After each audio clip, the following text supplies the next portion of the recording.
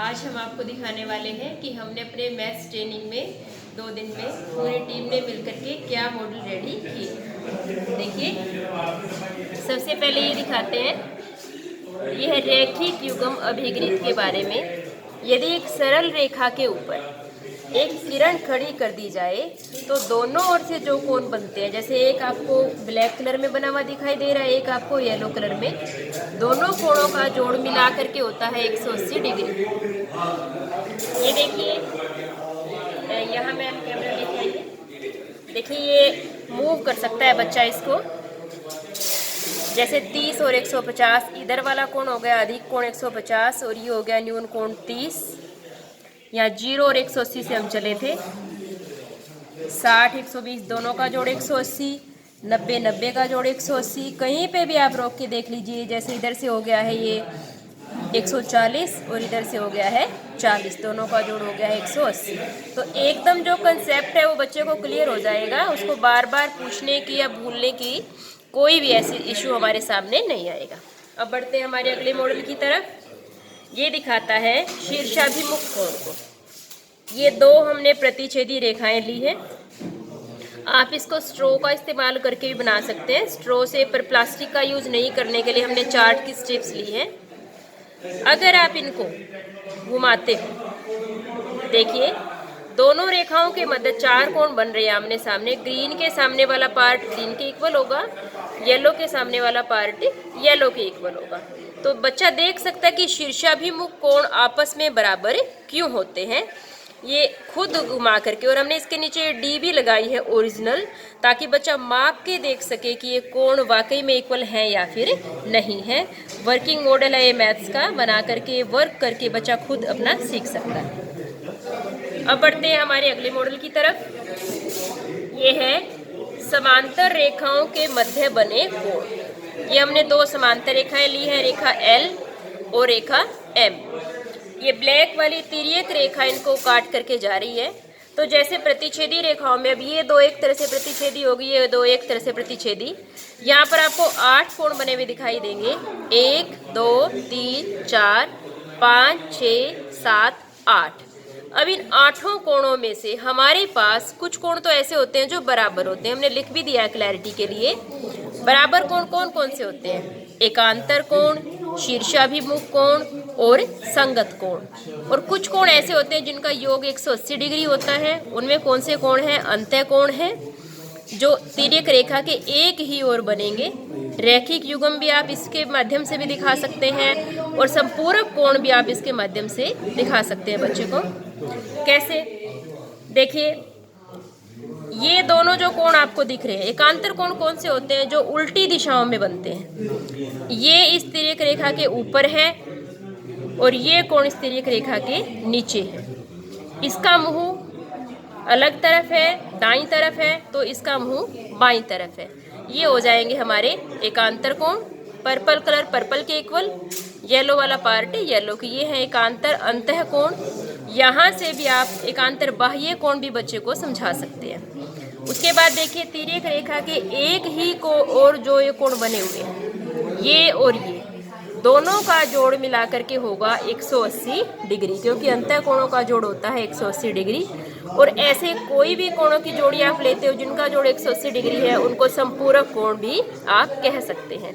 तिर्यक रेखा के दाईं तरफ लो या बाईं तरफ लो, दोनों कोणों की जोड़ी का जो योग रहेगा वो आपका 180 डिग्री रहेगा। इससे हम एक और चीज भी समझा सकते हैं। यूक्लिड की 5वीं अभिधारणा वो क्या कहती है? यदि रेखाएं समांतर हैं तो दोनों तरफ के कोणों का जोड़ अंतः कोणों का 180 डिग्री रहेगा। लेकिन यदि हमने रेखा को मूव कर दिया, अब आप देख सकते हैं इस तरफ आगे बढ़ाने पर ये रेखाएं मिल जाएंगी और इस तरफ ये रेखाएं कहीं भी नहीं मिलेंगी। तो किस तरफ नहीं मिलेंगी रेखाएं और किस तरफ मिल जाएंगी? जिस तरफ ये जोड़ 180 से कम हो गया है उस तरफ रेखाएं आगे बढ़ाने पर मिल जाएंगी।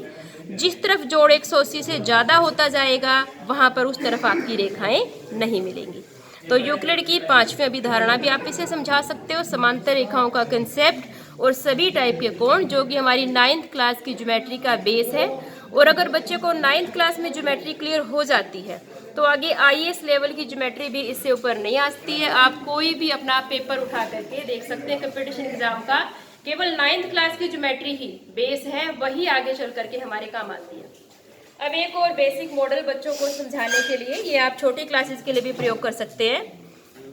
इसमें मॉडल में क्या है, इसमें हमने दिखाए हैं कोणों के प्रकार। ये हो गई है कोण की इनिशियल लाइन और ये हो गई है टर्मिनल लाइन। शुरू में जब कोण चलेगा यहाँ से 0 डिग्री से ये कोण आपका शुरू हो गया है। उसके बाद ये देखिए यहाँ डी से भी आप देख सकते हैं, ये ऊपर गोल डी बनाई हुई है 360 डिग्री के लिए, ताकि बच्चा सब अपने तरफ से मेजर कर सके। 0 डिग्री से स्टार्ट किया बच्चे ने, अब वो आगे बढ़ता है, यहाँ आ गया, वो बीच में है, वो 0 से तो चल पड़ा परंतु 90 तक भी नहीं पहुंचा है। ये आपका हो गया है न्यून कोण। न्यून कोण में x से हमने दर्शाया है कोण को। ये कोण की वैल्यू किस किस के बीच रहेगी, 0 से बड़ी और 90 से छोटी, ये हो जाएगा हमारा न्यून कोण। आगे बढ़ते हैं, टर्मिनल लाइन यहाँ आ गई है।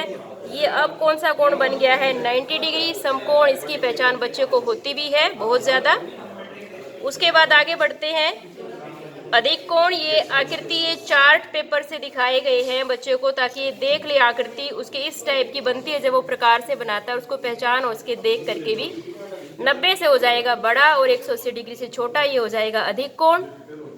उसके बाद आगे बढ़ते हैं, अब आपकी इनिशियल लाइन और टर्मिनल लाइन एक सीध में आ गई है, सरल रेखा बन गई है, जैसा कि हमने रैखिक युग्म में भी दर्शाया था।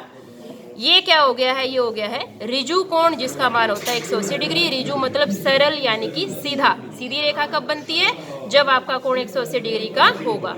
कभी भी जब दो आसन्न कोणों का योग 180 डिग्री होगा तो ही उसके नीचे की रेखा सरल रेखा होती है, वरना वो रेखा सरल नहीं, सीधी नहीं रहेगी। उसके बाद आगे बढ़ते हैं, ये है आपका 180 से तो आप चल पड़े हो।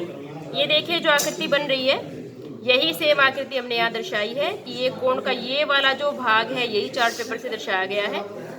180 से आप आगे बढ़ गए हो, 360 से कम हो, ये होता है प्रतिवर्ती कोण, रिफ्लेक्स एंगल जिसको बोलते हैं। 180 डिग्री से बड़ा और 360 से छोटा।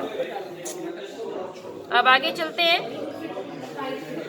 घूम करके पूरा वृत्त घूम करके बन गया है। पूरे वृत्त का कोण क्या होगा आपका, 360 डिग्री। तो देखने में आपको 0 की लाइन भी टर्मिनल यही दिखते हैं, 360 की भी, लेकिन आपने रिवॉल्व हो करके राउंड आप पूरा करके आए हैं या फिर नहीं आए। इसी तरीके से आगे जब बच्चे को ये समझ बनेगी तो आगे बड़ी क्लासेस में हम उनको जो क्वाड्रेंट आते हैं 11th क्लास में ट्रिग्नोमेट्री के, वो भी हम अच्छे से दर्शा सकते हैं। Thank you. आप कमेंट करके हमें बताएं कि और हम इनमें क्या इम्प्रूव कर सकते हैं और आप किस एक्टिविटी का मॉडल चाहते हैं ताकि हम बना सकें। Thank you.